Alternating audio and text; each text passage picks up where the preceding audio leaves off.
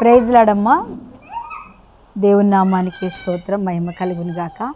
ఈ ఉదయకాలము శుభవందనాలు మీ అందరికీ తెలియచెప్తున్నాను. అమ్మ, అందరు ఎలా ఉన్నారు? బాగున్నారా?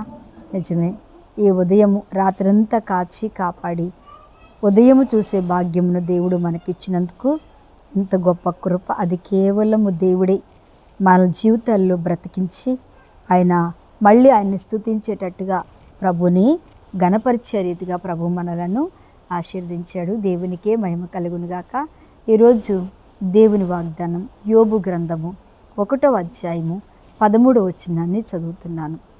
ఒక దినమున యోబు కుమార్తెలను తమ అన్న ఇంట భోజనము చేయుచు ద్రాక్షరసము పానము చేయుచుండగా ఒక దూత అతని ఎద్దరికి వచ్చి, ఎద్దులు నాగలి దున్నుచు గాడిదలు వాటి సమీపమున మేయుచుండగా శబాయులను వాటి మీద పడి వాటిని పట్టుకొని పోయి ఖడ్గముతో పనివారిని హతము చేసిరి.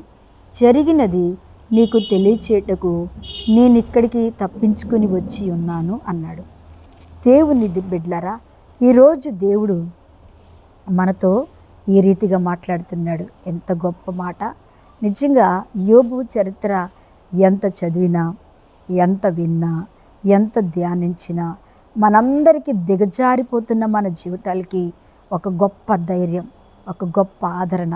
చాలామంది పిల్లలు చనిపోతున్నారని, చాలామంది మా ఇంట్లో అన్నీ పోతున్నాయని, ఇంకా ఆస్తి పోతుంది, అన్నీ పోతున్నాయి, ఎందుకు మాకు ఇలా జరుగుతుంది?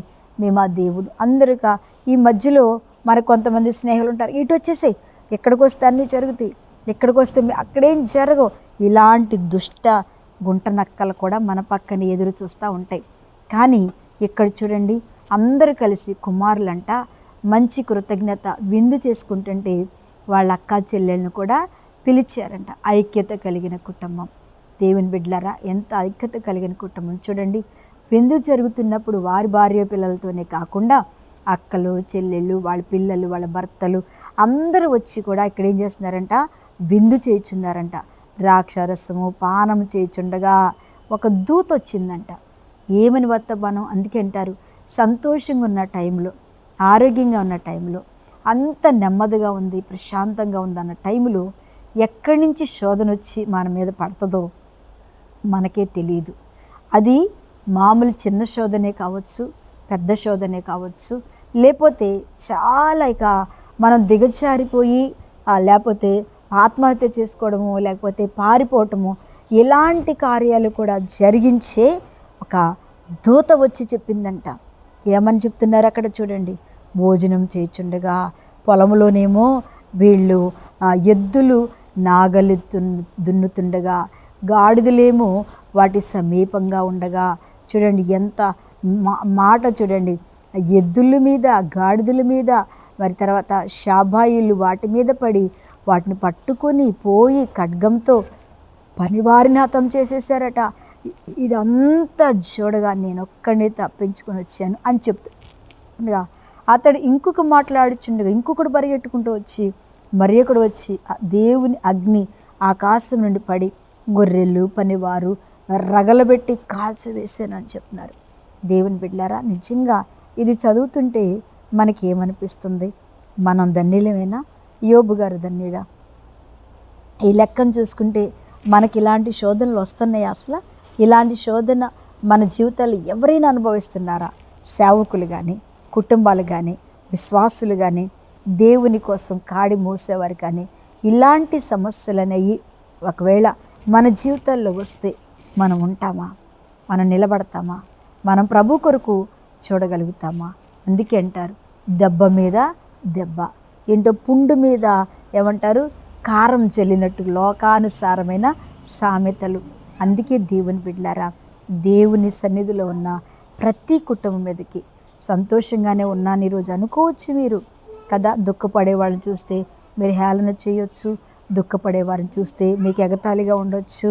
ఒకవేళ సోదరుల మీద, బాధల మీద నెమ్మది సమాధానం లేకుండా ఉన్న వారిని చూసి మీకు ఎగతాళి అనిపించవచ్చు. మేము చూడు ఎంత సంతోషంగా ఉన్నామో, వాళ్ళకి చూడు ఈ రోజున ఎట్లయిపోయారో, ఎట్లున్నారో అనేటువంటి ఒకవేళ అది మన జీవితాల్లో ఎవరికైనా ఉండొచ్చు. కానీ ఒక దినమున మనమందరము సంతోషిస్తున్న సమయంలో, మనందరము కూడా హ్యాపీగా కుటుంబాల వారీగా ఆనందిస్తున్న సమయంలో తండ్రి ఒక్కడే ప్రార్థన పరుడు. ఆ తండ్రి ఒక్కడే పోరాడి గెలవాలి. తల్లి వాళ్ళతో పాటు సమానమే, పిల్లలు వాళ్ళతో పాటు సమానమే.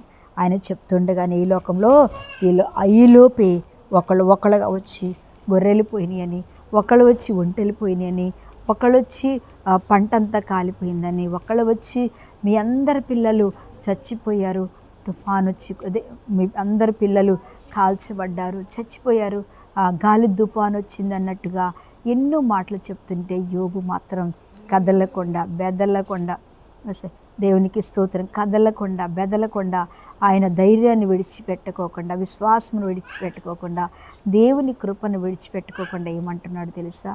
ఇదే అంటాడు.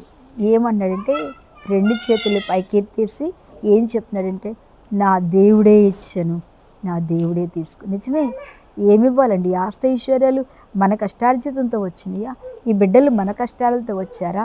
నా బిడ్డలండి, నేను ఈరోజు వీళ్ళ స్థితికి వచ్చారండి నా కష్టం వల్ల అనబాకండి. దేవుని కృప వారి జీవితంలో లేకపోతే, దేవుని చిత్తం వారి జీవితంలో లేకపోతే, దేవుని ఆశీర్వాదం వాళ్ళ జీవితంలో లేకపోతే ఎవ్వరు ఏమీ చేయలేరు. అందుకే ఆయన ఏమీ మాట్లాడలేక, ఏమీ అనలేక ఆయన ఇంకా అట్లాగారా శరీరం మీద. అవును, మీ జీవితంలో శ్రమ వస్తుందని వెనక తెరికే శోధన వస్తుంది. అది మనకు తగ్గట్టే వస్తాయి. దానికి దేవుడు తప్పకుండా పరిష్కారం ఇస్తాడు. ఆయన చేతులు మనం ఉన్నట్టయితే యోబు కంటే ఎక్కువ దేవుని ఆశీర్వాదాలు ప్రభు మనకిస్తాడు. కళ్ళు మూసుకోండి. మహాపరిశుద్ధుడా స్తోత్రం. ఎవరైతే ఈ వాక్యంలో ఏకీభవిస్తున్నారో ఈ ఉదయ కాలంన ప్రతి ఒక్క బిడ్డను ధైర్యపరిచి, ప్రతి ఒక్క బిడ్డను దీవించి తండ్రి, మరి హృదయానుసారమైన ఆశీర్వాదాలు, తట్టుకోగలిగే శక్తి, ప్రతి అనారోగ్యం నుంచి యేసు నామములో బంధించి మీరు విడిపించమని యేసు నామములో అడుగుచున్న తండ్రి, ఆమేన్. ప్రైజ్ లార్డ్ అమ్మ. దేవుడు మిమ్మల్ని దీవించునుగాక.